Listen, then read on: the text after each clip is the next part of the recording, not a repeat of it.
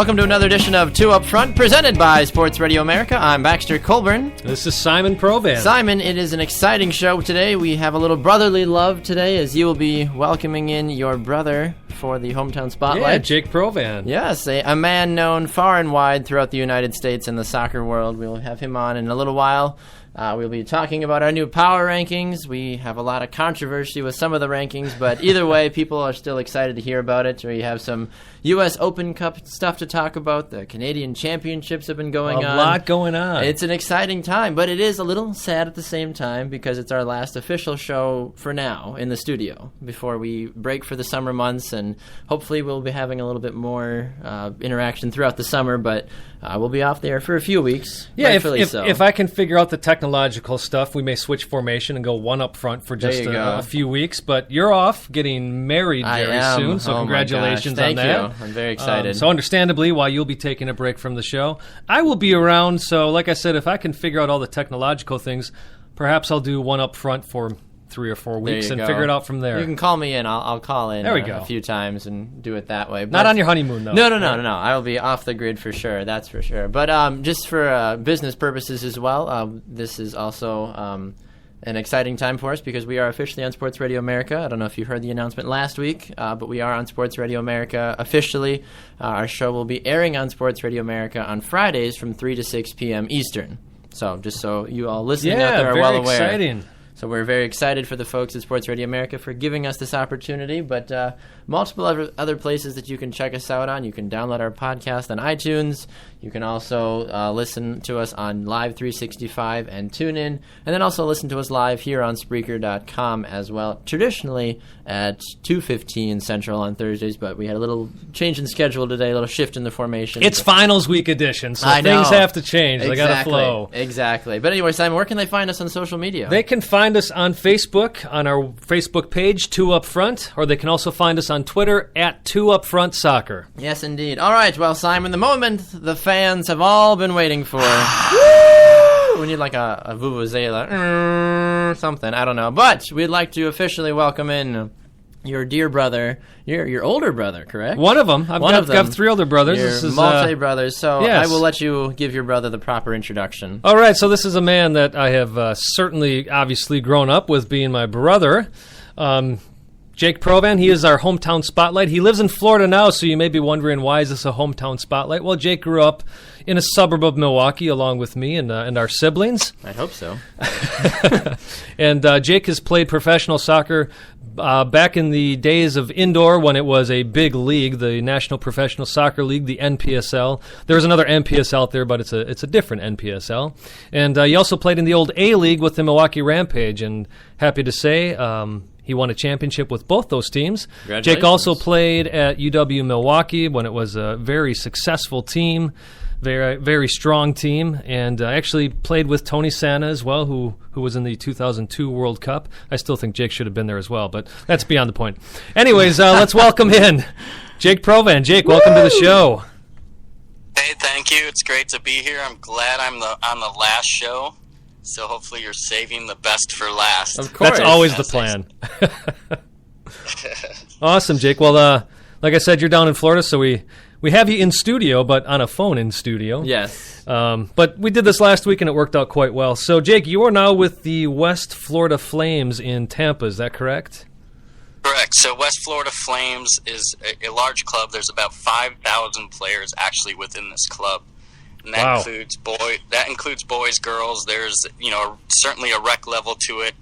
There's a very large competitive level, similar to what you see in any traditional state where you have state league teams.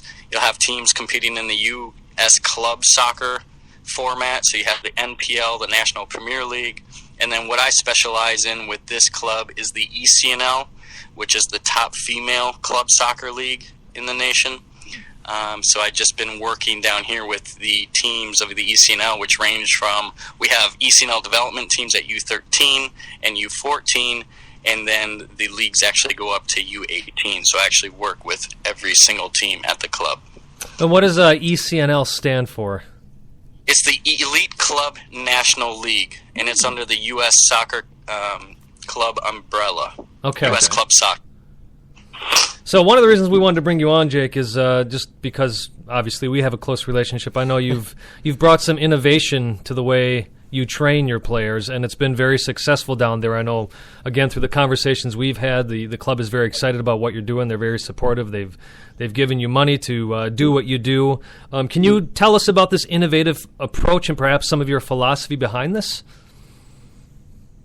Yeah, so with club soccer, what you see is in ECNL, and most clubs are moving to a 3-night-a-week training session. So the idea is, and it's a U.S. club soccer, and even the national teams are supporting the training to game ratio, and they want to keep that ratio at a 3-to-1, 3 training sessions to 1 match, because they believe the players develop more in the training sessions rather than playing loads of games. The interesting component about soccer is, and we're soccer coaches for the most part, is the challenge of how do we get our players to be bigger, stronger, faster, because you see that at the national level, you see it at the European level, you see it in all the leagues from EPL, Serie A, Bundesliga. These players are getting bigger, stronger, and faster, and that's how the game has progressing. And a lot of the youth now that are training 3 nights a week, we have to basically figure out, besides the technical component of the game and the tactical component as they get older, is how are they also progressing as a soccer athlete? And I say soccer athlete because, every different type of sport has, specific types of strength training, if you want to call it. And most of it is strength training. And most of the people that are familiar with strength training, well, you look at football, it's probably the largest sport in terms of strength training, a lot of weight training. And with soccer, a key component is, if you do research, which I've put an article out here to the club wide, is about soccer fitness and what it is. Because as athletes, you'll hear people, oh my gosh, that sport's amazing because you run 7 miles a game, which is kind of accurate. You're going to have players that run 7 to 5 miles a game. However, we don't do it at one pace. We don't do it at a jog. On average, it's about 10 to 25 yard sprints. Sure. And you're at near maximum speed, 80, 90, 100% of your speed in those intervals. And during that time, you're not only running, you're jumping, you're changing direction, you're making tackles. So there's a different type of power and explosiveness that comes with soccer strength and fitness. So it's a matter of taking a look at what works differently, because sprinters, right, are quick. Football players are explosive. You need strength. Basketball players, you look at their vertical ability, and soccer has to incorporate all of those, so it encompasses almost everything. So the challenge and the opportunity is, how do you figure out how to incorporate all those while you're trying to coach 3 nights a week, hour and a half? Where do you fit that in? Sure. So that's been my focus, and I'll actually train. Just to give you an example, I've put together programs where I actually trained 60 girls at one time. So we call it SAQ. I came up for my own term with it, SPS, where it's strength, performance, and speed, or strength, power, and speed. The SAQ basically means speed, agility, and quickness. But I've kind of combined the two, and I try to incorporate the agility and the quickness actually 50-50, 50% without the ball and 50% with the ball, because the average time a player spends on the ball at one time is basically 1 to 1.5 seconds. Okay, so and how do you see the benefit? Oh, go ahead. The benefit for me is, which most clubs don't have, I have an actual weight room at our campus. Oh, wow. So I've actually combined, because what you need is power training on top of the speed and agility. And what I'm trying to get them to understand is what power really is in terms of soccer. And so you have 2 components to power. A lot of people say power and explosiveness, and they use it kind of interchangeably, but they're completely different things. So your power is your force, which is basically your strength, and that's multiplied times your distance. But as soccer players, we also have to do it in a quick amount of time, so the shortest amount of time period. So you divide that by the time. So your power distance is basically your strength and distance is basically what can contribute to explosiveness. But then when we talk about, I don't want to get too scientific, when you call it the contraction of the muscles and you're doing it within a short period of time, that's where you're getting your power. So that's what my philosophy is based on. And you've seen this obviously really help your players out from what we've talked about. Can you be specific in some of the improvements that you've seen in your players? Sure. One just the physical development, and it's not the proper training. This isn't bodybuilding. The players aren't getting gigantic muscles. Will they have some muscle growth? Yes, but it's athletic muscle growth, so it enhances their ability to perform. It also, in terms of injury reduction, especially in female athletes, there's a tendency to females to have more ACL injuries just because of the the physical makeup of their bodies. Since I came in, we haven't had one ACL injury, not one knee injury. In terms of performance, in addition to the soccer, we've apparently the team had a losing record in the fall. Right now in the spring, we have a winning record. We play towards the end of the game. If we're down, we come back and we win because we're able to sustain the level of performance that we want. In fact, our U14 team, we just went to Greer, South Carolina for an ECL showcase. We went undefeated in that showcase. We defeated Ohio Premier, who's second in their region, and then we also tied Bethesda in our third match. And that's a turnaround after playing 2 matches on Saturday. They're the number 2 team in the country, and ended up tying them 3-3. And they have not had a team in the country score more than 1 goal on them this whole year. That's incredible! Holy cow!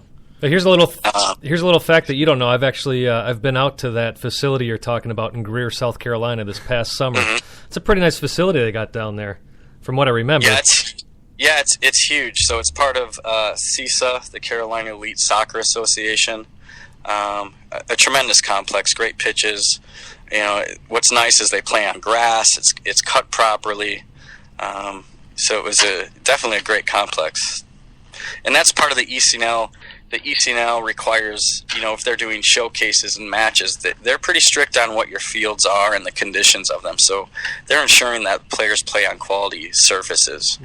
Yeah, that's something we need to see more of up here in Wisconsin. Is we have, like FC Wisconsin, they've got their artificial turf, which I guess up here where you got the winter, that helps. But boy, there's still some facilities you go to, and these are supposed to be top level facilities, and you see guys twisting their ankles because they're stepping in a hole that just shouldn't be on the field anymore. So it's great to hear, at least on the East Coast, down in the Southeast, that they're taking this aspect of it seriously, because that's got to be part of the development, right? Is playing on surfaces that allow you to play the game.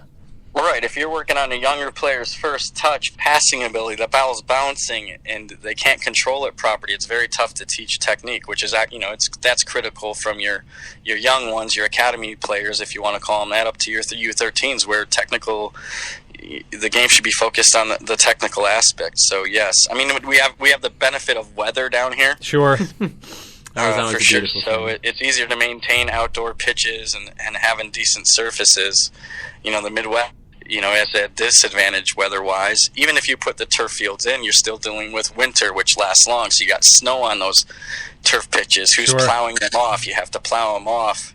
And then in the summertime, when it gets hot, players know that rubber burns the bottom of your feet. Mm-hmm. And it's difficult to play on in the heat. So yeah.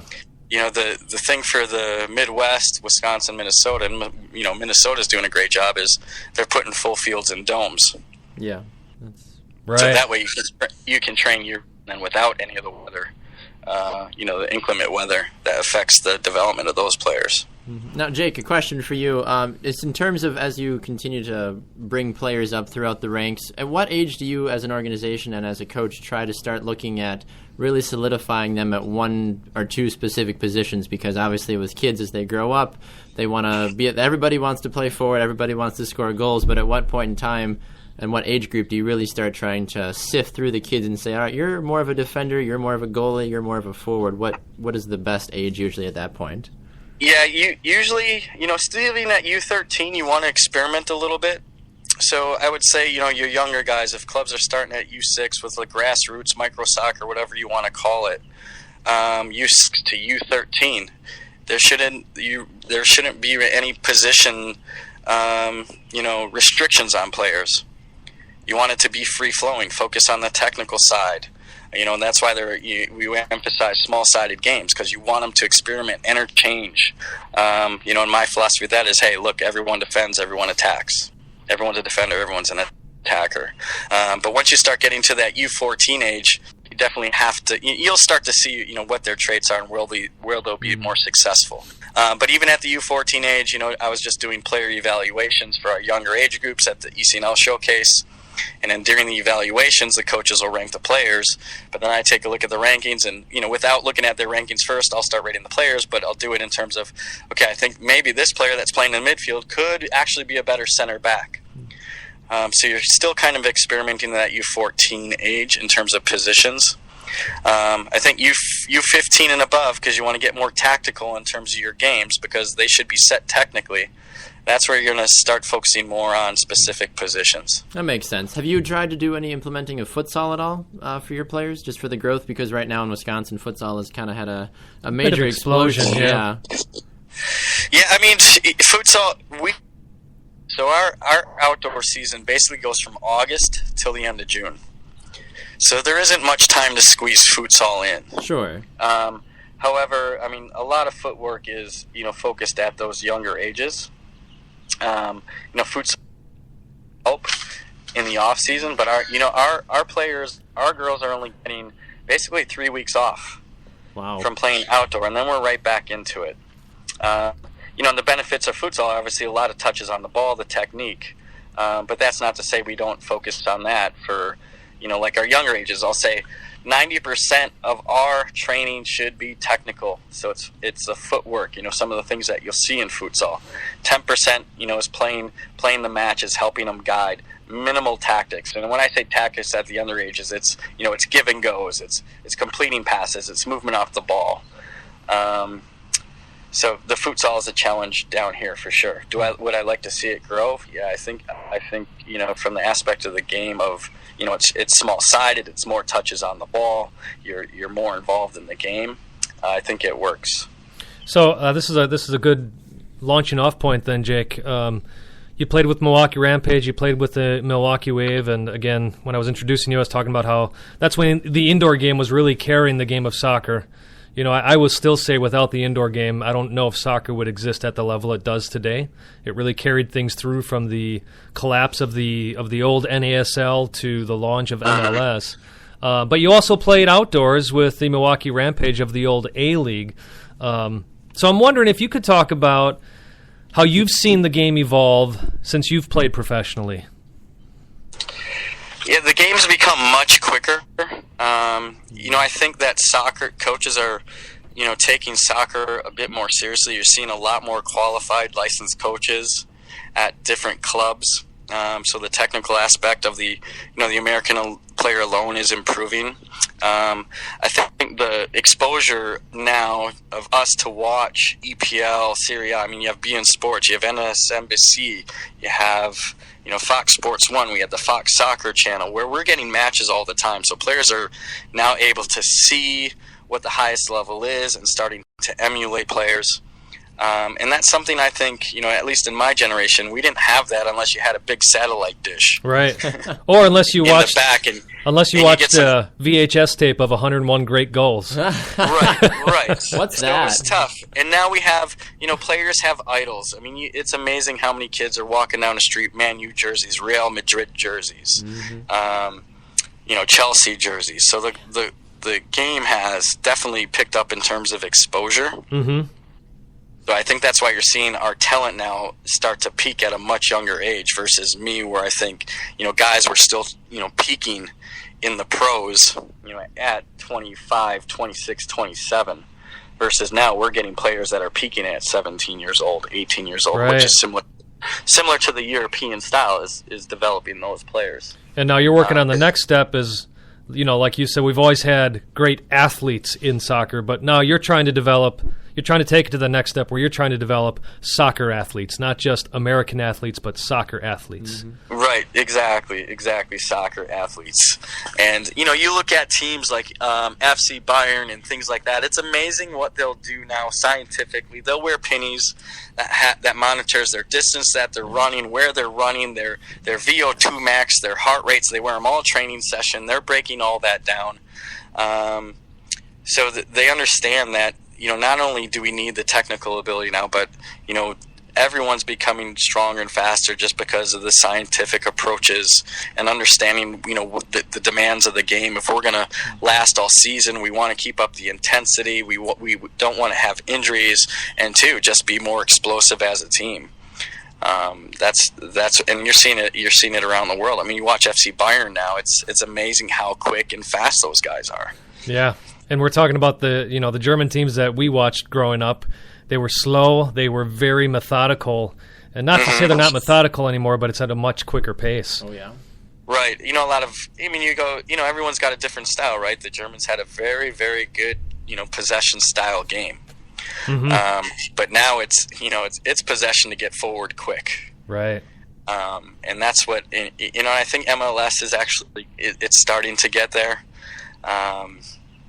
But yeah, even, just watching the recent Barcelona matches with their possession, they still get forward pretty quick. Sure. Mm-hmm. So it's not the boring possession game anymore, which is great for soccer. It makes it so much more exciting. Yes, and that is, unfortunately, we're out of time, but that's a great note to end on. So thanks, Jake, for taking some time while you're down there in Florida, enjoying your 96-degree weather, cooking outside. Can't wait. Woo! It's hot and humid, but it's beautiful. I just coming from Wisconsin and dealing with those winters, I'm not complaining one bit. I'm sure you're not. All right, brother. Well, great talking to you. Thanks for joining us today. All right, thanks, guys. No problem. Thanks, Jake. Have a good one. Talk to you soon. Take care. What a nice fellow. The Provan gentleman, respected around the soccer world. You must be so proud. Oh man, I'm very proud of my whole family. I'm the only one who gave it up voluntarily in college because I wanted to focus elsewhere on my studies. My sister unfortunately had to leave the game because of a compartment syndrome. My brother Josh was playing professionally. He was actually captain of the Milwaukee Rampage when he retired, so he got to leave on his own volition. That's good. My brother Steve had some knee problems, so he had to leave the game, and Jake also wanted to go other areas of his life as well. So yeah, I'm very proud of the work my brothers have done, and of course my parents for supporting all of that. Yeah, it's right? pretty awesome. awesome. Go back to mom and dad at the end of the day for keeping you guys in soccer, especially for when you guys were growing up, soccer wasn't that popular. No, especially in the suburb we were in, Baxter. I mean, Cudahy, Wisconsin is, and it still is, and not a problem with this, but it is all about American football. Mm-hmm. So for a family of 5 kids to be playing soccer in Cudahy, what? Unheard of. Yeah, no kidding. Especially in that time and age. Yeah, you know? But it's amazing to see just how far the game has come, and even just in the last 20 or 30 years. So yeah. Yep. It's huge. All right, well, Simon, it is time for our 50-50 segment, brought to you by the Wisconsin Sports Group. We got a fun topic to chat about this week. We do. A continued rumor that always circles around MLS. And I will let you introduce it this week since you get to go first. We're talking about rumors again that Drogba has said he will come to MLS after his contract is up with Chelsea. I think we hear this every 2 or 3 years. Yeah, it's about that time again. Can I just say I get tired of these players using it as a negotiating tool because ultimately that's what a lot of them end up doing. Yeah. But the biggest rumor that came out this week, just a couple days ago, Tevez may be coming over to MLS after his contract is up in Turin. So that's what the 50-50 is about. Is it good to have these 2 guys come over, or is it not good to have them come over? So 50-50, we each get 45 seconds, basically 90 seconds in total, like a soccer game would be 90 minutes. We each get a half, and you get to decide who wins this argument. Yes, indeed. All right, I believe you went first last week with the whole Mexican Eric Torres That's deal, right, yes. So I believe I will get to lead off first this week. So. And here we go. Whistle's blowing.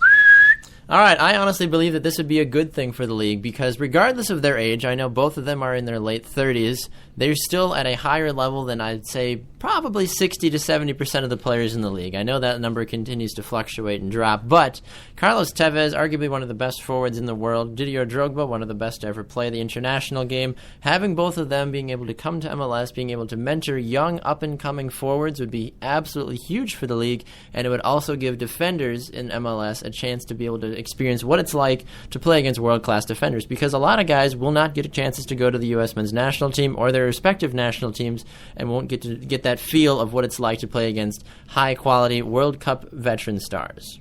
And done with a couple of seconds to spare. All right, you know what? Let's just jump right into mine. Sounds good. And then we'll talk about it Ready, a little bit. go. I don't think this ultimately would be good for the league. And actually, I'm going to surprise people. I am sick of the league being looked at as a retirement league. But you see young guys coming over. LA Galaxy just got a young guy from West Ham who's an American. Mm-hmm. You see Kevin Doyle coming over from Wolverhampton. Not an old guy. Drogba is 38. Tevez is actually only 31. Ooh. So by the time you come over here, 32, 33. I say I'd like to have Drogba because he is a bit more of a name for the general public. Tevez, however, even though he's younger, I can't stand his attitude. He's gotten better. But when he was at Man City, that guy was nothing but a whiner, and I got sick of watching that. MLS doesn't need a player like that. Drogba, however, yes, I agree with you that he could teach these young guys how to go about the game. Time is up. All right. Interesting. Yeah, I think Tevez is just too selfish of a player when it gets down to it. I don't think he'd come over here expecting to help the league like other players have. And not that they should have to do that, but I see him being as somebody who just wants the light shined on him, and that's it. And that's the nice thing about new players that have come out. Hopefully Kevin Doyle won't be like that. Giovinco has not really proven to be like that. Not at all. But we'll find out once Steven Gerrard and Frank Lampard show up in just a few short months. The British invasion, it's coming. British invasion, yeah. We'll see. Like I've always talked about, that mid-season acquisition. It's always interesting to see these guys have to adjust to MLS. We even saw that with Clint Dempsey having to adjust back to MLS. Yes, indeed. All right, well, we're going to take a quick break. When we come back, we've got a lot of fun stuff to talk about. Our new power rankings, the Canadian Championship, and the MLS Week in Review. This is Two Up Front, presented by Sports Radio America. Don't go anywhere.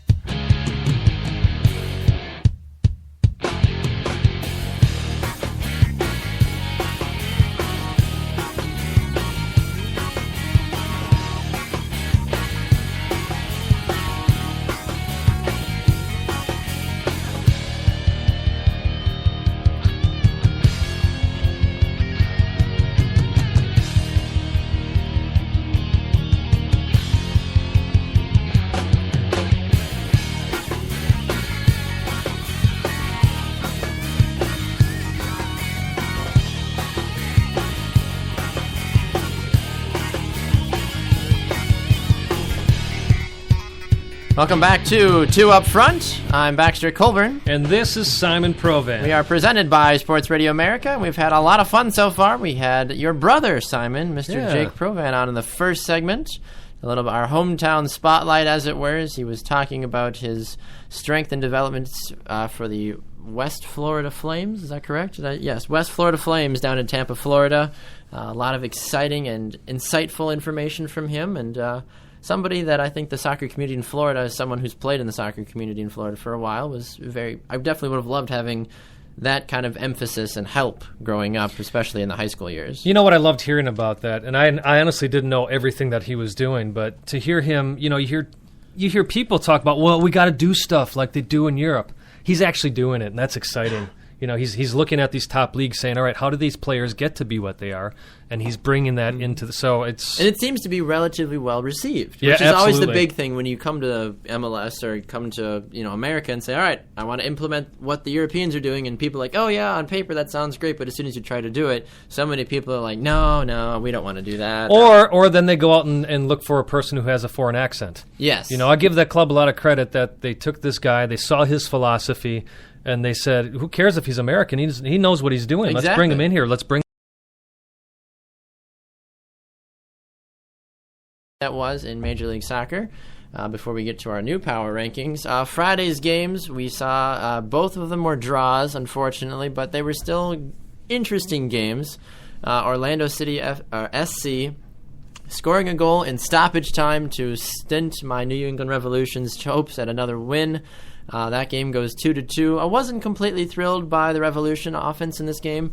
They did score 2 goals, but at the same time, letting in a late goal like that defensively, Bobby Shuttleworth was not in a good position defensively. Aurelio Collin should not have been as open as he was in the middle of the field. No, but you got to feel for Orlando a little bit. I mean, they had how many weeks where they lost the game in that final 30 seconds? So for them to come back and get a draw on that, it's good for them. Yes, yep, absolutely. And then looking at the other Friday night game, the Colorado Rapids and San Jose Earthquakes, I think we both took the Earthquakes to win that game. No, I called a draw. Did you call a draw? I did. Oh my gosh, of course you did. That pulled me even with you in our predictions record. Of course you did. Why am I not surprised? I'm really not surprised anymore. San Jose, though, and Colorado tying each other. Colorado still would be in the 5th seed in the Eastern Conference. Or have they jumped up now? Would they be the 4th seed now? Let's see. The Colorado Rapids would They have be 10 points. They would be the 5th seed. They'd be the 5th seed. That's just so there you go. And they are, just to clarify, they're last place. Bottom. In the West. Literally the worst team in the West Conference. Oh, my gosh. It's pretty scary that Toronto FC would still make the playoffs at this point, because it certainly doesn't seem like that they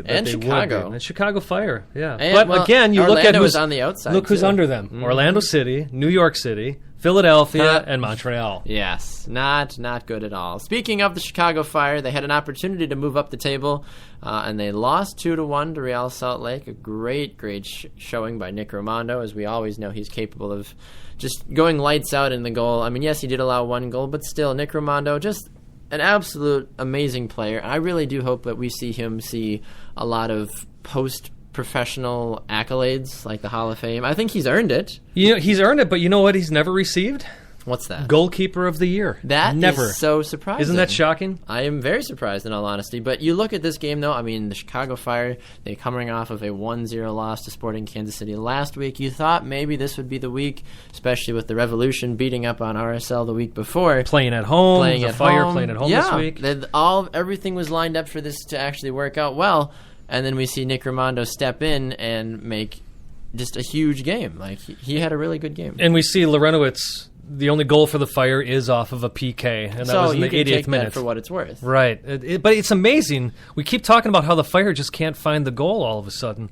They've got 14 shots on goal this game, 3 of them on target, but one of them being a PK. Which is that's a whole nother topic. And then you look at RSL, they only have 5 shots on goal, 2 of those on target, and they both go in. They made the most of it. That's what you need to do. That is it. Speaking of people that put shots on target, Portland Timbers put in 2 goals against Montreal, so I'm sure you're happy about that, Simon. Ecstatic. Called it. Talked about how Valeri's back. I think that's going to have something to do with it. Mm-hmm. And what does he do? First game back, beautiful goal. Right foot, just wraps it around. That is what right to the far side. Yes. Yeah, so I've got high hopes. Then again, it's against the Impact, so we shall see. Right, take it for what it's worth. But in the Western Conference, points are key. So those 3 points will be huge for the Timbers. Looking at the DC United Sporting Kansas City game, those teams tied 1-1. I think both Simon and I were hoping for a little bit more of a clear victory because we are on the fence with Sporting Kansas City. We feel like they're a good team, but at the same time, they're just missing that one big win against a big team. Right. And this would have been the platform to do it. This would have been, they're playing away, so it's still a nice away draw against a very good team that you can still continue to argue with me if you want, but they still haven't lost. No, they're doing all right. They're doing all right. So, yeah, this would have been the game. And I will say, we keep talking about the East versus the West. You'll see in our power rankings, we've got 3 teams in there from the East, and obviously DC is one of them. Mm-hmm. Then you got Sporting Kansas City, who they're one of the lower teams in the West, but still they come into DC and they grab a draw. Which is absolutely huge. And I think it's going to be very good. They're going to look back at that game in the remainder of the season and say, you know what, we were able to go and do that, that 1-1 draw with DC. And hopefully they'll be able to garner some more momentum from that. And, you got to give credit to Dom Dwyer. He finally scores another goal, and it's a big goal. It brings that draw in DC. Absolutely. All right, looking at the game, the only game this week, Simon, that did not see both teams score a goal. Who else? But the Vancouver Whitecaps and the Philadelphia Union. What a thrashing Vancouver laid. 3-0. Talk about going into the Lions' den. But you know what? When you play bad teams, you can very easily fall into that trap of playing to their level. Yeah, Vancouver said, nope, we're using this game to get ourselves back on track. And they needed it, and they absolutely went crazy. So good for them to be able to grab that win. Now, Simon, arguably there were 2.5 games this week that were, Game of the Week nominations. Right. Looking, though, the Columbus Crew and Seattle Sounders. Columbus is up 3-1 in the game. Seattle comes back, makes it 3-2. But how huge is this for Columbus to defeat a full-strength Seattle Sounders team? That's big time. We talked about last week how we're not up on Seattle as other websites are, especially MLSsoccer.com. This game reminded me of the Denny Green comment that he said against the Bears way back when he was coaching the Vikings. They are who we thought they were. Give them the crown if you want, but they are who we thought they were. That's how Baxter and I feel about Seattle. And I promise you, it's not just because I'm a Portland fan. No. We have not been sold on the Seattle team like others have. I mean, Columbus had 25 shots in this game. How did that even happen? Seattle had 12, which is usually a lot. But Sure. how do you allow a team 25 shots, 13 of them on target? Yeah. Stephen Fry had 10 saves in this game, so, I mean, from his aspect, he was a very busy man. But the man, the myth, the legend, Kai Kamara, scoring twice in this game. Scoring twice. Clint Dempsey did also score 2 times, but at the same time, I feel like his performance is outshadowed because of how well Kamara and the crew played. Yeah, I mean, it's, I'm starting to wonder about Fry a little bit. Yeah, he had 10 saves, but it's also tough, again, when you're getting 13 shots, when your defense is allowing 13 shots on goal. It is. You only can do so much as a goalie. You need your defense to be able to step up. Speaking of which, the FC Dallas defense was able to step up as they defeated the LA Galaxy 2-1. Another game, Simon, where we were both kind of on the fence. We're like, you know what? Maybe FC Dallas will finally get back to their normal ways. Oh, maybe the Galaxy will get back to their normal ways. And sure enough, FC Dallas, they're a strong team, and we'll talk about this a little later. I think that they definitely have found their footing again. Yes. They're at home. Home is becoming a fortress for them. Granted, I think they got beat. Was that the 4-0 game that they got beat? I think that was where they got. Yeah, but still, they seem to be making a fortress out at Toyota Stadium or whichever Toyota one that one is called. I will say this, though, too. If FC Dallas and Vancouver start to continue, that makes sense. If they continue to find their rhythm now and get back to their winning ways, it's not going to be fun for the remainder of the Western Conference. No, it won't. I mean, they're in our book, they're the top team right now in the Western Conference with the way they're playing. Yes, I absolutely agree with that. I mean, you can't argue too much against the fact that, yes, Vancouver might be working their way back up our power rankings, but at the same time, if Vancouver and FC Dallas continue to light the fire under opponents' butts, as it were, they're going to continue to shoot up and be impossible to stop. What we did see is when they didn't have Perez, they had a drop. So that's going to be one of their key things is keeping him healthy, obviously having Castillo in there. Perez did get a goal this game in the 77th minute, and that's the other thing, too. I mean, L.A. had this game all the way up until then. Yeah. It wasn't until the 77th minute where FC Dallas put those 2 goals in there. But as I've talked about, as I've argued with you, it doesn't matter when you score the goals. You score them. Exactly. Team that's that what matters. The most goals wins the game, as it were. Oh, that's right. I know. Forgot about that. You're aspect. the one that always picks draws, so maybe this week you'll pick straight wins this week. I don't know. And then looking at the final 2 games that happened on Sunday, Houston Dynamo going 2-1 against Toronto FC.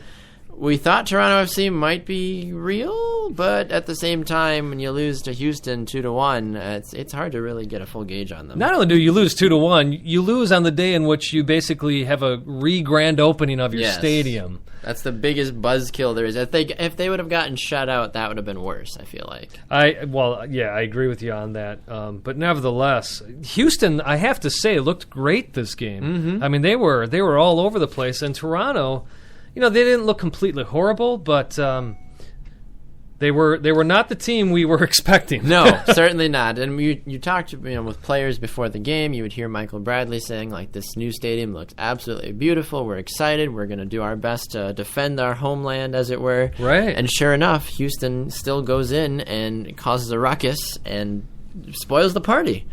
Yeah, I mean, maybe that's what Houston will end up being is the party spoilers. But stinking dancing bear Will Bruin. I said goal. this 2 weeks ago. I was like, he's not a good forward. What has he done? I think he's scored twice in the last 2 games. Yeah, he sure has. I mean, the possession-wise, it was almost 50-50 again.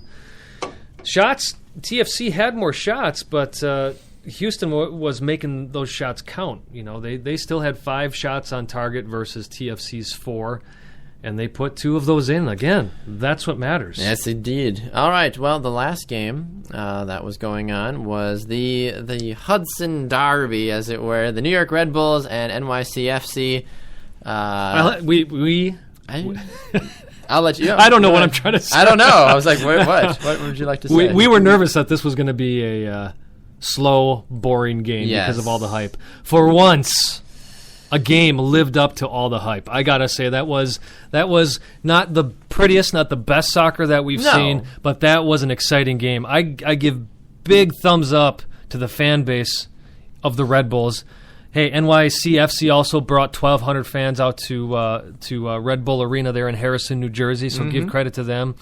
But, man, I absolutely love the tifo that the Red Bulls displayed before the game. They had the Dopey in his blue that said 20 years late and a stadium short, Man City light. I was like, yep, that's exactly how I feel about this new New York franchise. But Bradley Wright Phillips, man, he is still the monster that he was last year. He's getting fed good balls, so he still has that. But everybody, including myself, thought, well, Henry's gone. He's not going to be as good as he was. But he learned from Henry, which is the thing. He sure did. And he has continued to prove that with 2 goals in this game. I mean, I'm also, as a small caveat, I'm happy that Patrick Mullins scored a goal, too. I mean, I'm really hoping... And it was a nice goal, too. It was, yeah. I'm hoping that he continues to, further his success in the league. I've always been a Patrick Mullins fan, and a little bit of the Revolution got rid of him, but whatever.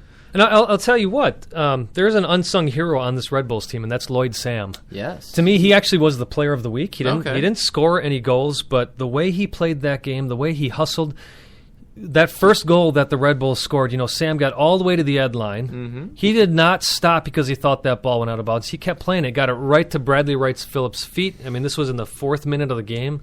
Bradley Wright Phillips puts it in. He wasn't... And then he's given that second assist on the second goal, but, man, he was all over the place that entire game until he was taken out. So Lloyd Sam, for me, was really one of my players of the week this week. I mean, you have to commend his work. I mean, I think it's funny that MLS has kind of gone to a hockey assist system where the last 2 guys that touch the ball get the credit for the assist. But my player of the week has to be Kai Kamara, honestly. I mean, you look at the man, he scored 2 goals this week. Sure. He has 7 total on the season. He started all 9 games for Columbus this year. I mean, there's not much you can really say negatively about him. He leads MLS in shots right now with 21. I mean, he's only got 1 yellow card. He's got 2 assists. I think he is the driving force that will lead Columbus pretty darn far, I think, this season, honestly. Yeah, I mean, I'm not going to argue with that at all. Maybe it's because I played a lot of midfield myself that I'm always looking at those unsung heroes. Mm-hmm. So I like to shine a light where a light is not going to be shined upon. Of course. Somebody like Lloyd Sam, who's not going to show up on these stats leaders, and that's not to take away from what Kamara's done. Before the show, we were talking about how we both think if the season were to end today, Kamara deserves that MVP award. He does. But, it does come down, unfortunately, to a bit of a popularity contest. Mm-hmm. We know he wouldn't win. Yes. But for me, Lloyd Sam is one of those players that when you really watch the game, you see how well he understands the game and what he means to that team. And you take him out, they still performed well, but they were changing formation, they were changing tactics. But when he's in there, he, for me, is the heart of the New York Red Bulls. I would have to agree with that. I mean, he does all the hard work. Don't forget about Dax McCarty, though, in the midfield. He is a big, big clog in that midfield, especially like that center defensive mid position. He is just a nuisance. Kind of reminds me of Michael Bradley at times when Bradley decides to actually play what he's supposed to do. Yeah, I agree. I didn't know how I was going to be in the Red Bulls camp this year with Mike Pecky getting fired just mysteriously and Jesse Marsh coming in. They've all bought into Marsh's system, and Kleshtin, McCarty, Bradley Wright Phillips, all of these guys have totally bought into this Robles and goal. Mm-hmm. The Red Bulls they're a very, very strong team. I agree, and hopefully they will continue to shoot up this season in terms of the standings, but also our power rankings, which we'll get to in a minute. You wanted to go back and look at the Canadian Championship games. Take a look at what happened and review for us that may not have been following, a.k.a. myself. Sure. So there's 4 teams in the Canadian Championship, and whichever team wins this goes to the CONCACAF Champions League. And then I also believe the best Canadian team in MLS also goes. So you've got a 50% chance, if you're an MLS team, of making... If you're a Canadian MLS team. Yes, Canadian MLS team making the CONCACAF Champions League. That said, we talked about before this how FC Edmonton, I know you didn't know much about them, but I don't know much about them, but every time I go back and look at some of the stats from how they're playing in NASL and how they played in this tournament last year, I talked about how they take this tournament very seriously. Mm-hmm. This is their moment to shine. they ended up tying Vancouver in Vancouver 1-1. What's a little disturbing to me is Carl Robinson of the Vancouver Whitecaps said, the game played out exactly like I wanted it to. What? You wanted to draw against a second division club at your home stadium? That makes no sense. I mean, he's doing great in MLS, but that comment itself And he started 9 of 11 starters, so it's not like it was a game in which he put a bunch of second-string players out there. Then that comment would make sense to me. Yeah. And I understand, again, he's got to balance things with the MLS season and now the Canadian Championship. Why would you but say still, something like that? They still got to go to Edmonton now. Oh, jeez. You know, they if lose. They lose, they're done. Yeah, and That'd if they right, and Edmonton has that advantage right now with that away goal. Then there's Toronto FC and Montreal. I'm calling Montreal the kings of the away goals. Mm-hmm. They end up losing last night to Toronto FC 3-2, which we both predicted. Yes. But they end up winning their semifinal series 3-3 on aggregate because of those 2 away goals that they got. So Montreal is all in. Of course, we see them come back, and a few days before that, lose in MLS. So, I talked about they're going to prioritize MLS now. I forgot that the Canadian Championship starts right away. That's way more important. Way more important. I don't know. Maybe Montreal becomes the team that just always goes for the CONCACAF Champions League. Why not? Who needs MLS? Let's just rather go for the international titles. That'd be way better. Right. So next Wednesday, we see who takes care of business in Edmonton, whether it be Edmonton or Vancouver. And, of course, whoever wins that game will be playing against Montreal in the final. What if FC Edmonton goes? That'd be funny. It'd be kind of cool, wouldn't it? It would, a second-tier team. Yeah. Oh, good for them. All right, Simon, well, it is time to reveal our new power rankings. A little bit of shifting. Only one team in our power rankings has a massive drop. Other than that, everybody kind of scoots up and down, maybe 1 or 2 spots. We will start on the outside looking in, though. Your beloved Portland Timbers are just on the absolute cusp, getting ready to jump in, but are not quite there. So if we had a number 11, they would be our 11th team. Yeah, you could say they could maybe be tied with LA Galaxy, but the Galaxy is just in a free fall right now. I think you see Valeri come back, you see what he brings to the Portland Timbers. If they can keep winning, they'll be up there, obviously. Well, that's a really stupid statement, isn't it? Obviously, if they're winning, they'll make it in there. But you know what I'm saying. They've been draw after draw after draw. That makes sense in your head, Simon. Yeah, as long as they keep winning, Thanks. they'll have a good chance of winning games. So I'll let you introduce number 10. Okay, thank you. I feel like that just is becoming the thing now. I will always introduce this team. Number 10, dropping 6 spots. The biggest drop in our power rankings is the Seattle Sounders. Now, some of you are saying, well, why is that? They won. They lost, to Columbus Crew, but they've been winning games up to that point. Well, when they go in and actually play a high-quality opponent, look what happened. They were down 3-1 and then came back.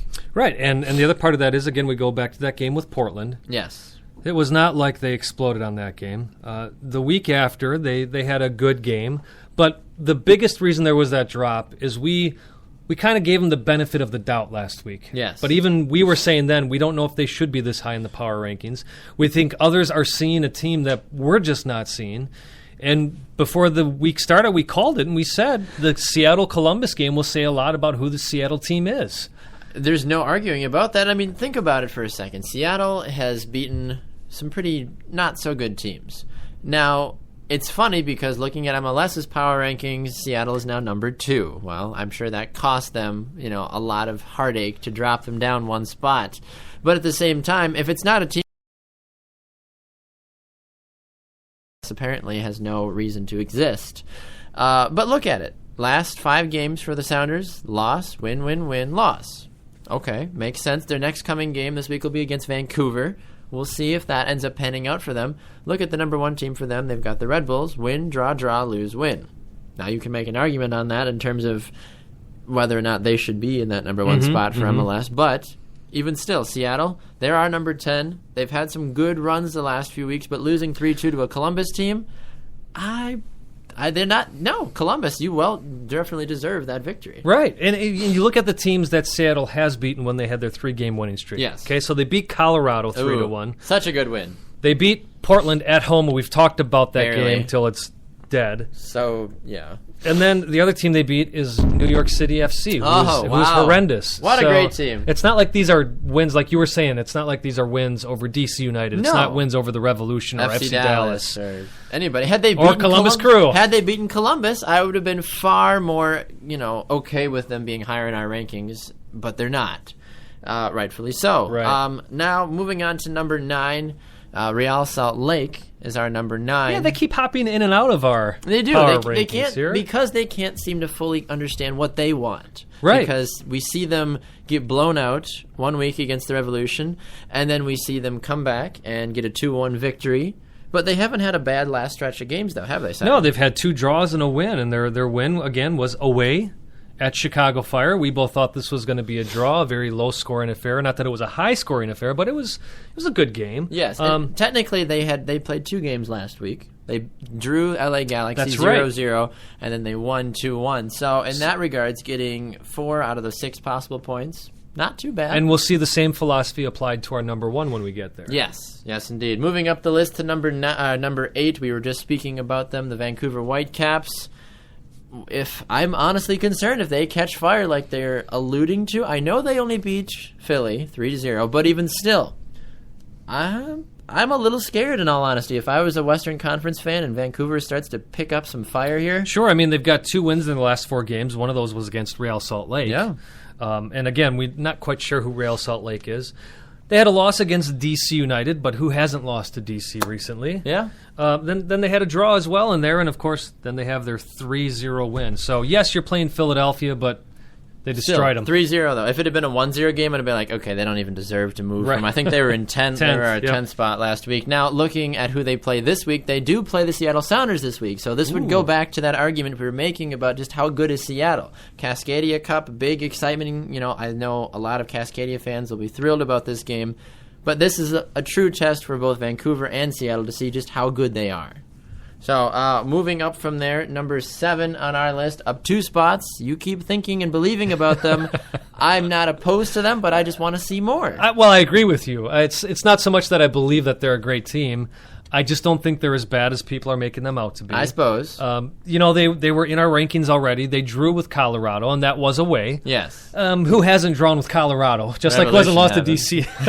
Just saying. But all right, okay. Yeah, okay, you're speaking about who, Simon? The San Jose Earthquakes. Yes. San Jose Earthquakes. Yes. I think that people really do like them, though. I mean, what's not to like? Dominic Kinnear has come in and done a great job for the organization. Chris Wondolowski, I think, has done an okay job. Not lights out, but he's doing an okay job for the team. Innocent, we thought he'd be doing a lot more this season. He had a great first week. Yeah. But you know what? It's not like they've gotten worse. No. It's not like they've improved. So they still move up 2 places. Why would that be? Well, because there's been a few teams that fell out. So really, they're not moving up because they played lights out soccer. No. We're just not going to punish them for having a draw.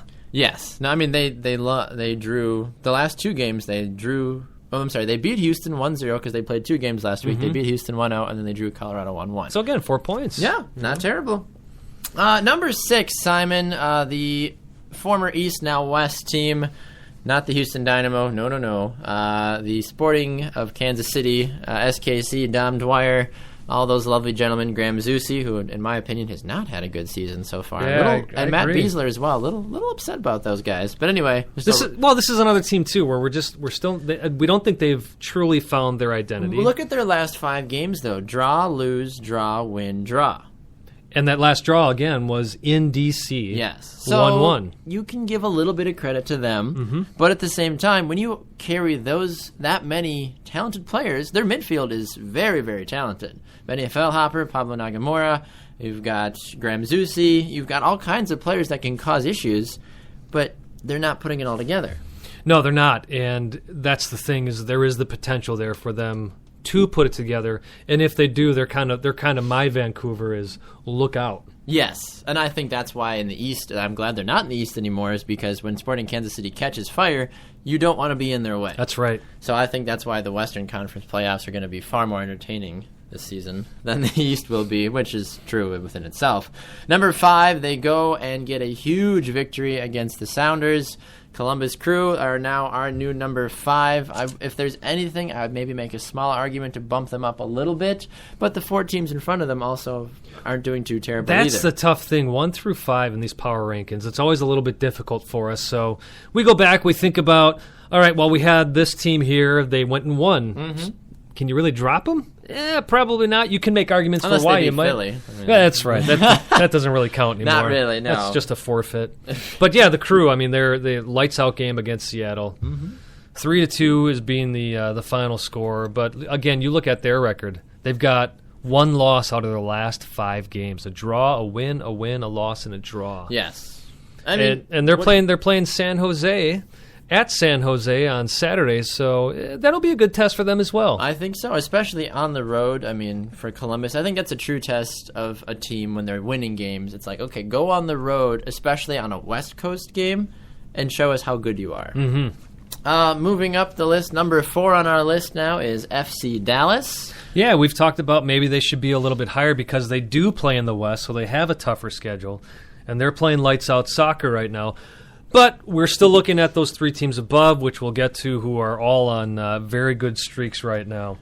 So, you look at the standings. The West is just so powerful. We already talked about this a little bit.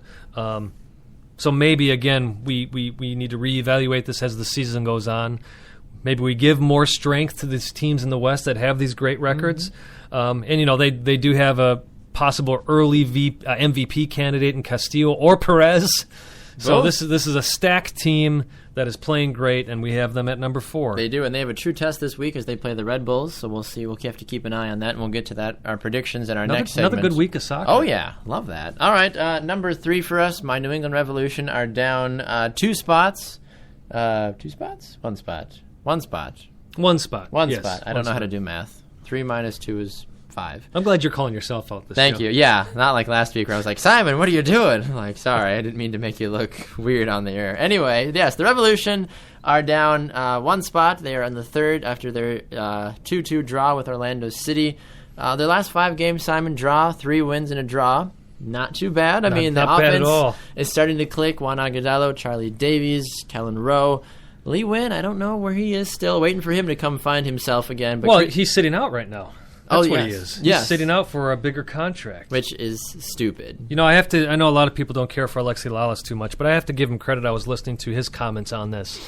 And he talked about how last season they ripped up Wynn's contract and gave him a bigger one. So he got paid for that already. And now he's sitting out again because he put up 18 goals last season. You haven't been doing it yet. You can't just come in and say, you know what, I know you guys paid me more last year, but now I want even more. No. He has 0 grounds to argue for that. There's a point where you have to commit to the club. Yes. And Absolutely. he's not right now. No, and I'm a little disappointed with that, especially that he was an MVP candidate last year, and now we see him acting like a child.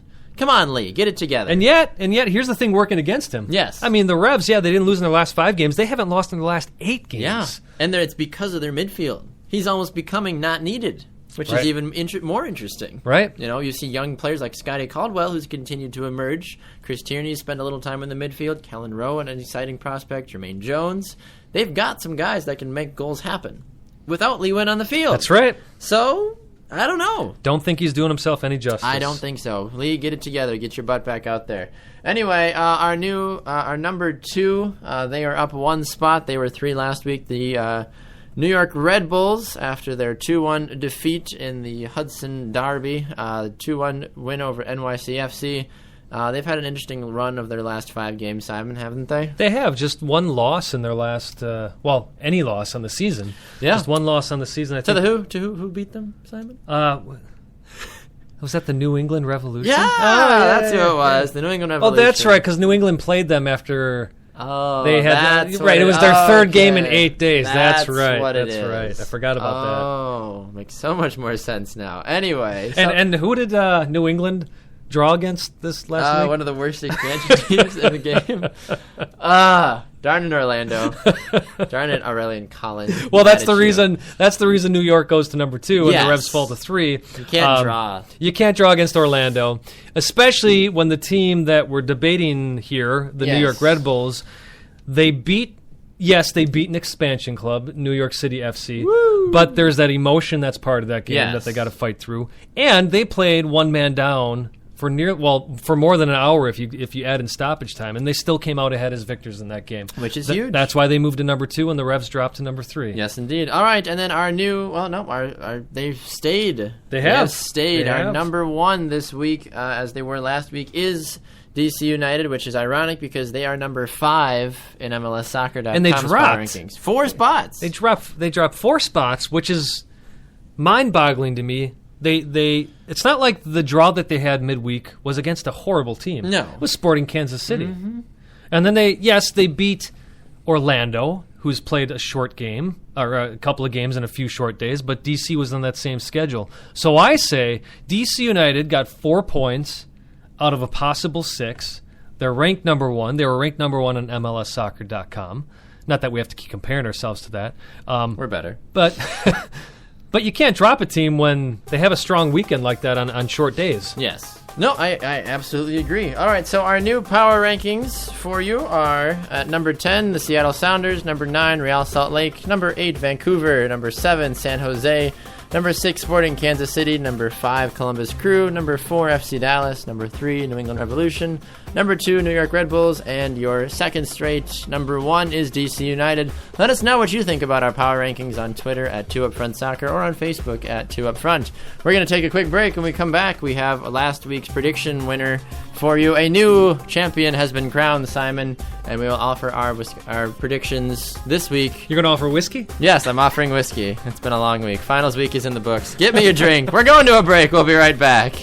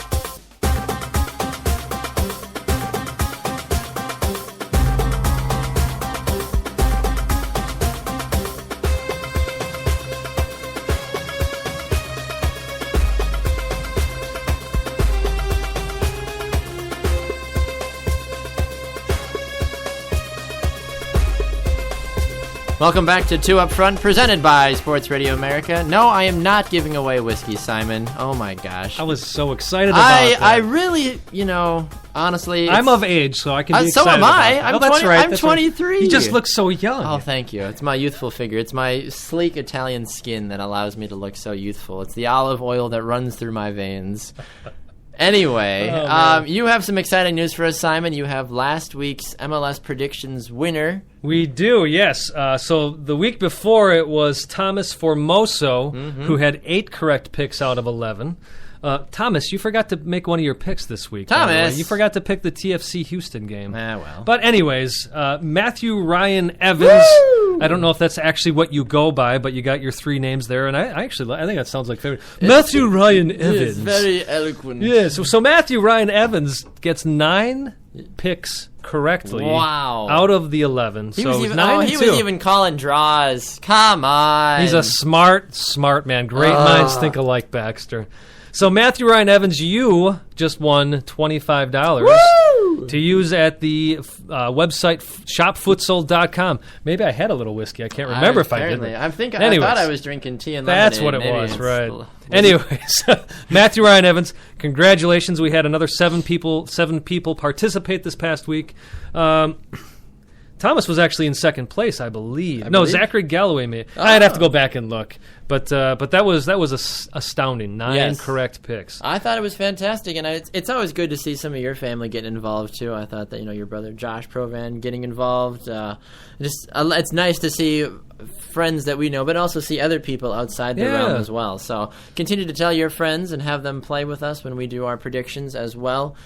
Do we have another gift card to give away this week? We're not giving away a gift card this week. Actually, we we will come up with something this week. We're in the process of actually trying to get some 2 Up Front merchandise printed.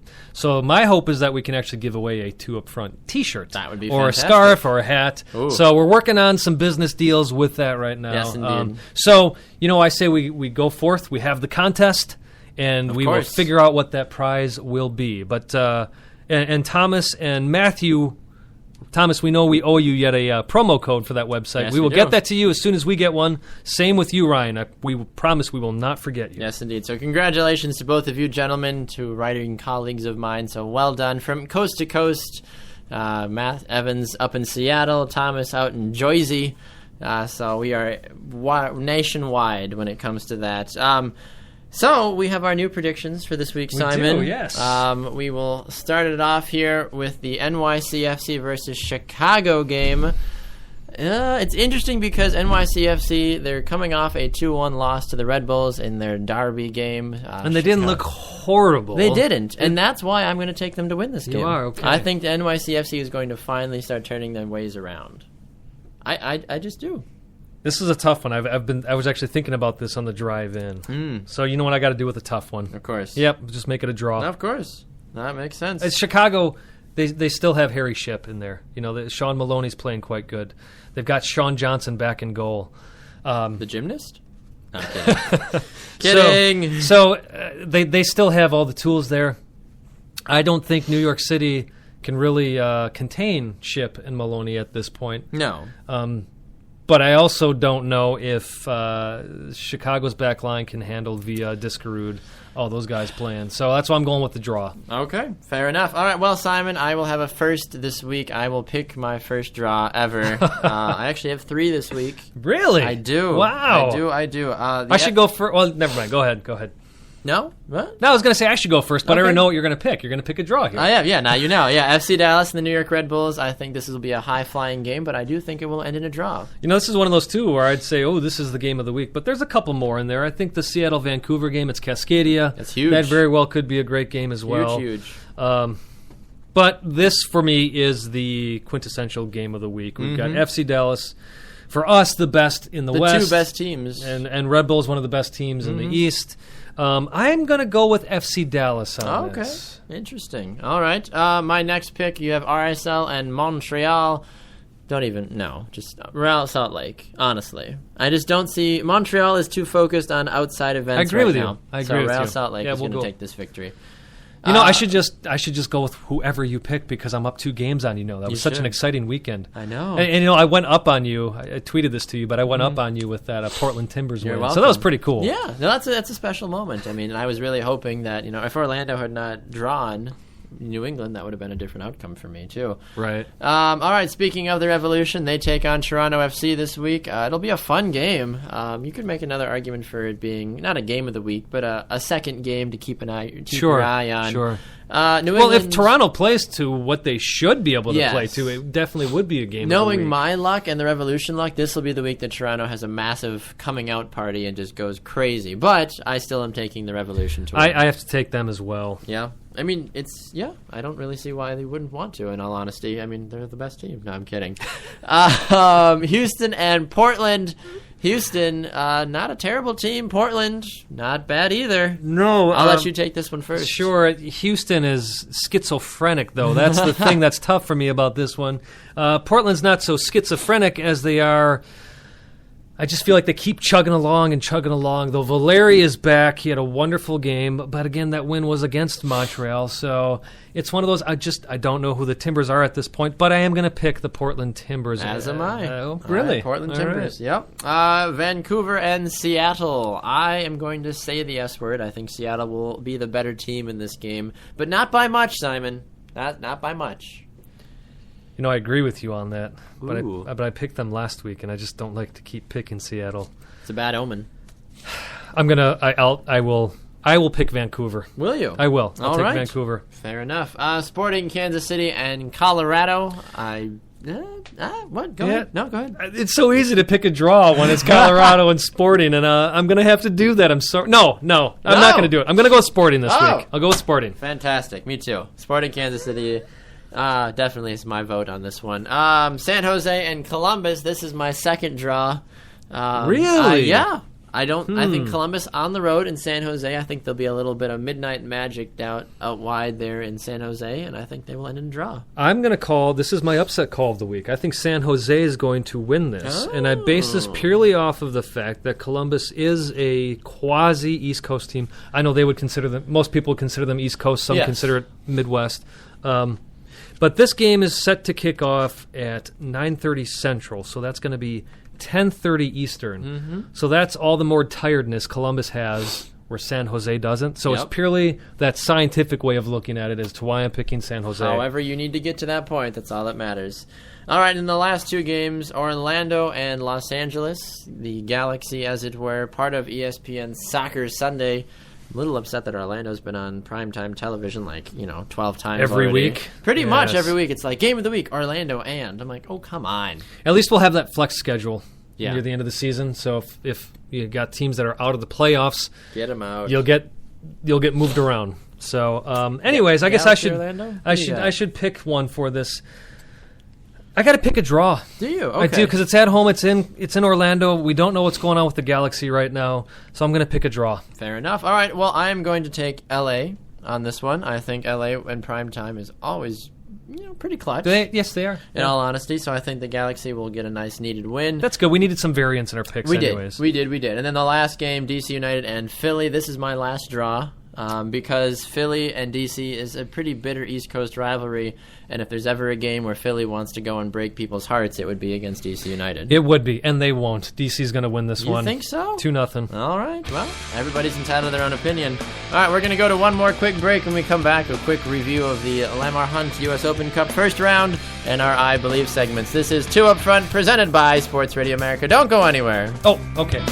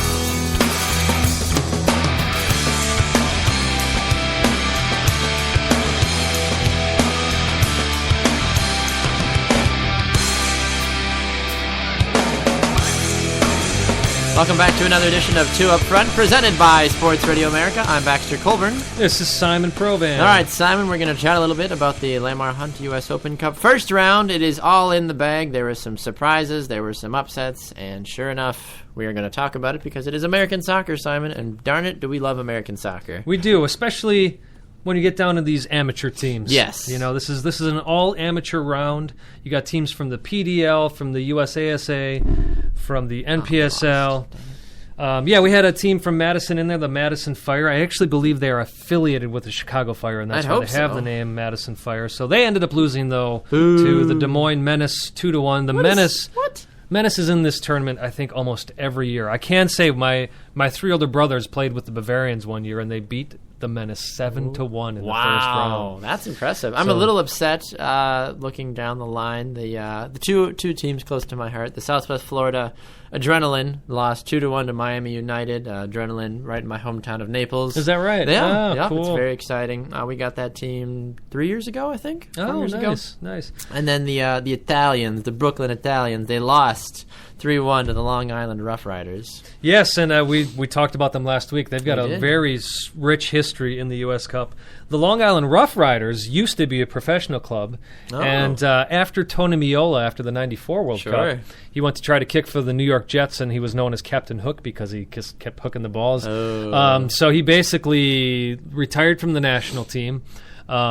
And he went back to playing soccer. That's when the Long Island Rough Riders were a third division team. He actually played with them that year. Wow. And then he went and played indoor for the Buffalo Blizzard, which I saw him play against the Milwaukee Wave and ran and got my autograph from Tony Viola. That's awesome. So anyways, a little bit sidetracked there. But interesting, last night 7 games went to shootouts. How crazy is that? Yeah, I think what that shows is how even a lot of these teams are across the country, man. That's 14 teams that had to play against each other in shootouts. Yeah. So exciting, very exciting tournament.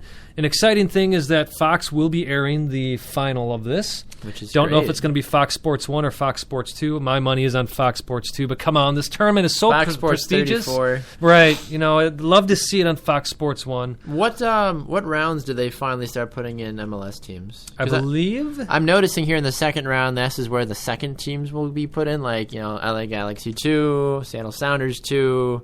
It'll be either the third or fourth round. Okay. And I want to say it's the fourth because I think we could go back in here and look, but I think the third round is when they start throwing in the NASL clubs, and then the Gotcha. fourth Yeah. round. I'm not exactly sure. I don't know exactly when they Let's do go it. back and yeah, look, we'll but- double check. but- Anyway, U.S. Open Cup, don't forget about it. I mean, I think people kind of forget about it with unless you're like directly involved with some of those local teams, you kind of forget about it until it gets to a national scale with MLS teams. But, and it's one of the oldest tournaments in the world. It's one of Yeah. the oldest knockout tournaments in the world. What I want to see, though, is these MLS teams. The Galaxy does this all the time. Bruce Arena doesn't go to the first couple of games. He says one of his assistants. Yeah. Galaxy always get knocked out of it. I want to see these MLS clubs. Fine, you don't have to play your top players every game. I get that. I mean, that happens in England. Sure. But as a head coach, as You the should be manager, there. go to the game. No Show, kidding. and that you play these games, and let's face it, there's a lot of people, a lot of these local clubs who want to come out and see the LA Galaxy, to see the New York Red Bulls. Yeah. In their hometown. That would be. I would go. I would definitely go. I went to a preseason Seattle Sounders Chicago Fire game like 5 years ago, purely so I could see Casey Keller and Freddie Montero play, and Avi Alonso, I think, as well. Sean Johnson, I got to see him play, and Jeff Lorenowitz. But I wanted to go see those players, and I mean, it wasn't in Naples. I drove 3 hours to go see the preseason game, but still, that place was packed because people wanted to see these bigger name players and a close stadium scale. It was really because nice. not everybody can travel to go see an MLS club. Exactly. I got a question for you. How do you feel about? Obviously, there's unaffiliated USL clubs, there's affiliated USL clubs, and then there's the daughters of the MLS teams in the USL, like LA Galaxy DOS, T2 and S2 for the Timbers and the Sounders. How do you feel about them being able to participate in this tournament? It's weird because I think the original plan for those teams was to be more of an academy, like that's like the growing up system. Like you can make an argument that some of these teams don't want to get rid of their younger players, but they're just not quite good enough to play for MLS. I think it's a good idea, but at the same time, like if we start seeing consistently over the next few years where we just see just those teams just dominate those leagues, then I would be a little bit more concerned about it, saying, all right, listen, like there should be an age limit, there should be something for these teams where you can't be just blowing through everybody all season long. Yeah, I've got mixed emotions about it, mixed feelings about it, because these teams can apparently just loan players whenever they want to their USL clubs. And I just don't like the idea that you can be taking some of your top players and then loaning them during the U.S. Open Cup to their sister teams and then bringing them right back up to the top team. That's where I have a problem. I think some rules have to be laid down so that doesn't. And maybe they have, and I haven't researched it enough, but I'd have a real problem if that continues to happen. No, I would have to agree with that. All right, Simon, well, you know what time it is, don't you? It is time for our I Believe segment, where Simon and I both get an opportunity to throw out you could call it not an outlandish, but a surprising, what's the right word for it? A bold statement, I guess, is the right way to put it. Yes. We throw out a bold statement about something in the soccer world, And it is our I Believe segment, and as you can tell, it is based off of the U.S. men's national team chant that I believe that we will win. So, with that being said, sir, would you like to go first? Actually, I want you to go first. You want me to go You'll first? see why. Oh, yes, I'd fair like you to enough. go first. Yeah, I feel like this isn't going to work out well for me. All right, well, Simon, I believe that Kai Kamara of the Columbus Crew will be the 2015 MLS goal-scoring champion, but I think that he is, because of his popularity and his name, he will not win MVP this year. So what do you mean by because of his popularity? I think that he is not popular enough. He's not a Okay. Robbie Keane. He's not a Thierry Henry. He's not a massive marquee name. Unless you are a die-hard MLS fan, you will be like, who is Kai Kamara? I got you. Great for him that he scored these goals, but who is he? Yeah, and I'd have to agree with you on that, Baxter. I'm going to cheat a little bit. I believe two things this week. Oh. So I believe that the way my brother is going about his training in Florida is going to be a national thing that happens. We're going to see the great results from that, and people are going to Okay. start paying attention to that. Since we're going to be off air, at least as a team, for the next 4 weeks, I just want to say I believe that you're going to have an awesome and blessed marriage. Thank you. And I want to congratulate you on that, and enjoy it for all it's worth. I will. I certainly will. Any marital advice for me before we I don't have go? marital advice, but I do have advice for you while you're at your wedding. Okay. Make sure you take time. Somebody told me this once. It's the best advice I got. The day goes by so fast. You do all this planning, and then you get there and the day just happens. Make sure you literally step back and just look at everything and take it all in. Make sure you take those moments because you don't want those moments to pass you by. Okay. Well, I appreciate the advice, Simon. It's been a pleasure doing the show with you, sir, and I Absolutely. look forward to the future of Two Up Front as well with you. We are going to sign off for today, as that music indicates. But before we do, Simon, where can they find us on social media? Social media, you can find us on Facebook. Our page is Two Up Front. You can find us on Twitter at Two Up Front Soccer. Yes, indeed. And we are broadcast Friday afternoons from 3 to 6 Eastern on Sports Radio America, so don't forget to check us out there. We're also broadcasting on Spreaker.com. You can download our podcast on iTunes as well. Well, a special thanks to your brother, Jake, for stopping by today and talking during our Hometown Spotlight. We talked about all kinds of crazy stuff, Simon, as we always do. Go back and check it out if you didn't get a chance to listen to the full episode. He's Simon Provan. I am Baxter Colburn, with our manager being the one above. We are Two Up Front. Huzzah!